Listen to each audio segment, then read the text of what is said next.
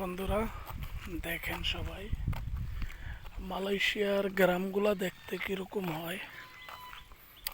এই যে একবারে গ্রাম সাইডে আছি। এই যে নারকেলের গাছ, এই যে ঘর, এই দেখেন বাচ্চাদের সাইকেল।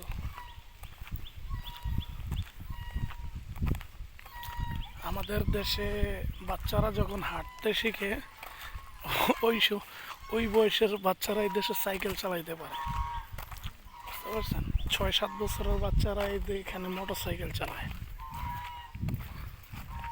এই যে দেখেন ওই যে রাজা হাঁসের ডাক শোনা যাইতেছে। এই যে বাচ্চারা এই যে সাইকেল নিয়ে খেলা করতেছে, 3 জনের 3টা সাইকেল। এই যে 3 জনের 3টা সাইকেল, একদম গ্রাম্য পরিবেশ। ওই যে দেখেন এই দেশে ওই যে গরু পালন করতেছে,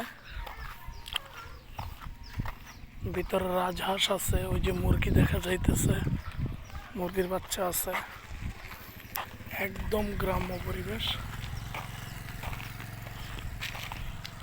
ওই যে ওখানে গরু দেখা যাইতেছে, এখানে 2টা গরু দেখা যাইতেছে। একদম গ্রাম্য পরিবেশ। এই যে বেঁধে রাখা হয়েছে। সামনে যদি আপনারা দেখতে পারেন কিনা, অনেকগুলা মুরগি এখানে সব আমাদের গ্রাম্য পরিবেশ।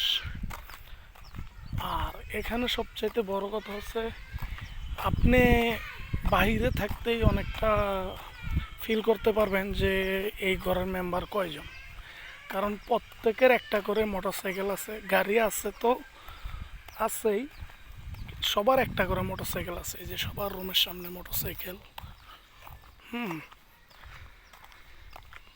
ওই যে সামনে ওই যে ছাগল, ওই যে ছাগল ঘাস খাইতেছে। এই আর কি মালয়েশিয়ার গ্রাম। সকলে ভালো থাকবেন, খোদা হাফেজ।